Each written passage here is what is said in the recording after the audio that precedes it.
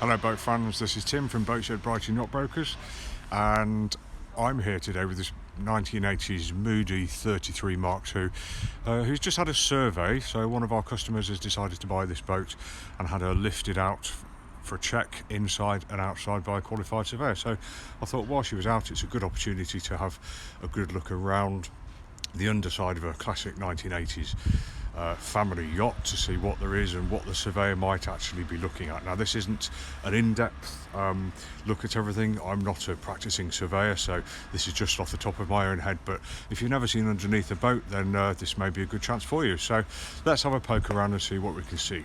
So we're starting at the stern of the boat. As you can see, we've got the transom here, which is the back.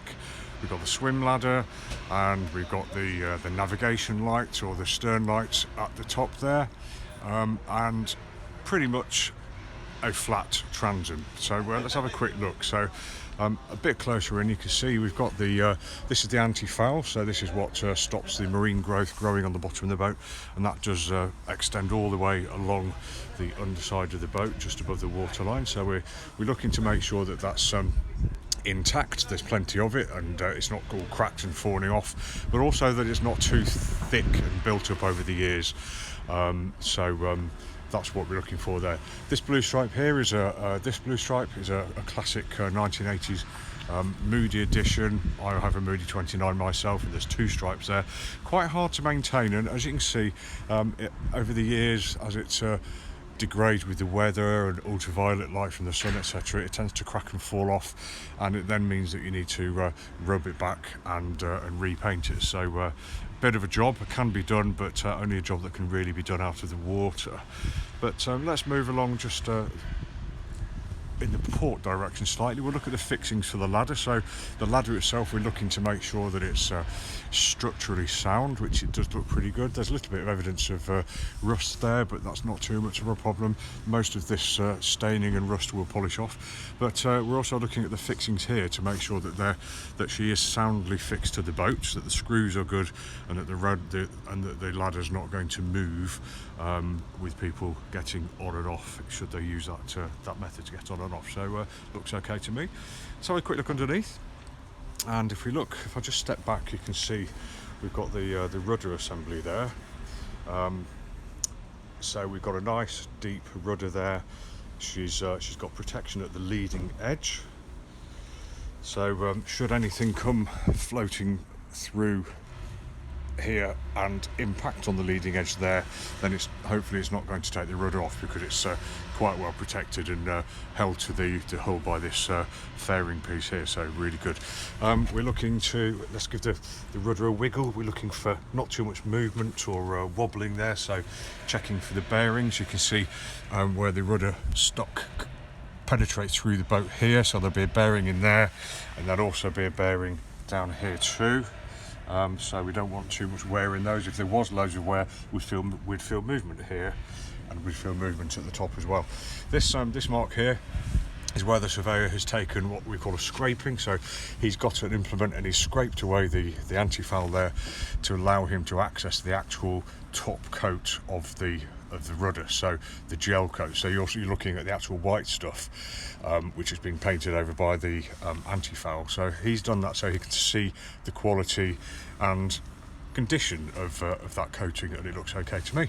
So let's move back slightly, and we'll just home in on the rudder and shaft and P-bracket assembly. So here we've got a two-bladed rudder, and it's held in place by the rudder lock nut here, and there should be a split pin in there holding that into place, because we've got a castellated nut here. See the castle, it looks like a castle rampart here. I can't see the actual split pin. So, there we go. So there's the head of the split pin there, which goes through the castellated nut, through the end of the shaft, and out the other side. I think that could do with being renewed, actually, because it looks like it's broken off. The propeller itself doesn't look in too bad condition. You know, with the leading edges look fairly good. I can't see any major dents or deformities there, but it does need a good old cleaning off. basically so that we can see the metal and check the colour of the metal and check for dezincification, which will tell us if the rudders, if the propeller's past its sell-by date.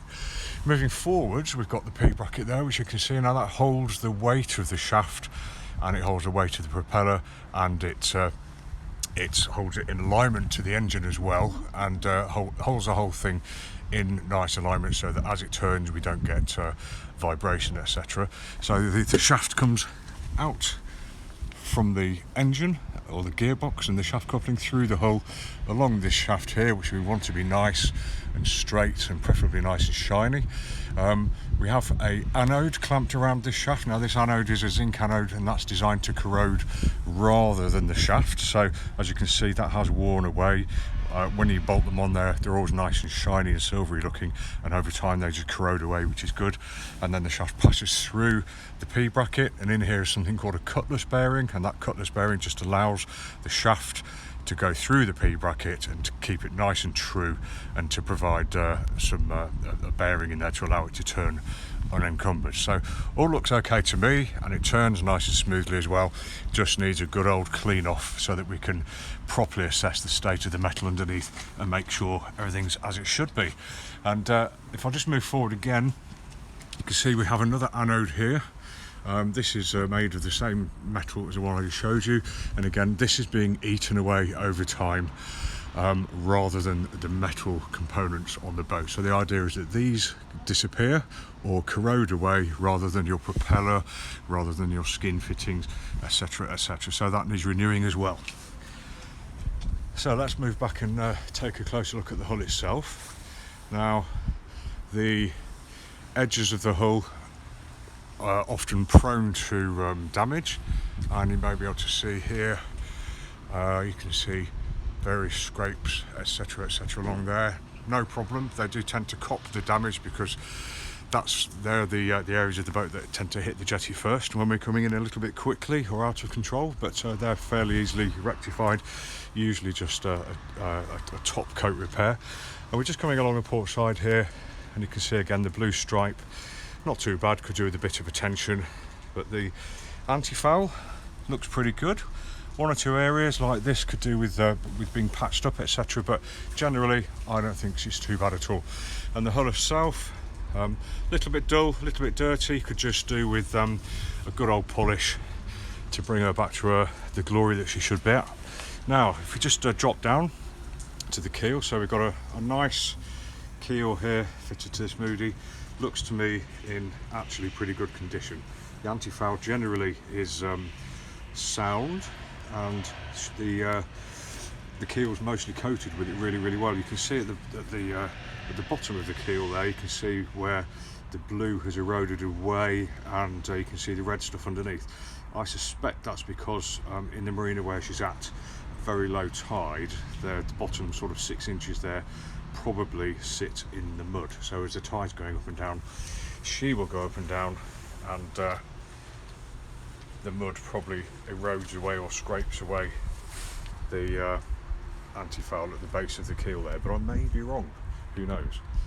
So let's look up again, and here we have a skin fitting. So this is a hole where something comes out of the boat, and thinking about this boat, probably the sink drain in the head, I would imagine. So this is where there's a hole drilled through the hull, and then it's lined by this what we call a skin fitting, hopefully bronze, and sealed around there to stop water getting in or anything else getting out. And we're just looking to make sure that this is undamaged and it's sound, and that the sealing arrangements looks good, and ideally this would be a nice sort of bronze colour, but it's just corroded over time. But we're looking to make sure it's not got a sort of a pink colour, which would indicate that the metal has changed state and isn't as strong as it perhaps should be, but looks okay to me. And if we just carry on forward again, we can see a couple more skin fittings, and these I think will be the toilet inlet and toilet outlet. So water goes in one and something not quite so pleasant comes out of the other, and again they both look in reasonable state. And you can see here where the this patch here where the surveyor has scraped away the corrosion, just to look at the actual metal of the skin fitting to see if it's nice and bright and shiny, and it looks pretty good to me, but that's good too. Looking down, we can see a small grate there. That will be an inlet. In fact, that's probably the toilet inlet, I should think, rather than the one I showed you above. And then again to the left is a scraping where the surveyor scraped the paint away to have a look at what's underneath, to check for conditions such as osmosis, etc. Looking up at the hull again, you can see we've got a what should be a nice gold stripe, and there's remnants of it there now, though it looks like it would benefit from being redone, but that's a nice easy job. And along the tail rail there, we've got a blue stripe which has seen better days. It should be nice and shiny and flat and blue. It looks like somebody's taken a great big B&Q 6-inch brush to that and painted it, so I'll just rub that down and have another go at it myself. But let's go round past the bow and just quickly look down, and underneath you can see we're just looking for any major dents or deformations or evidence of anything happening under there. All looks pretty good to me. And then along the port side, pretty much the same sort of thing.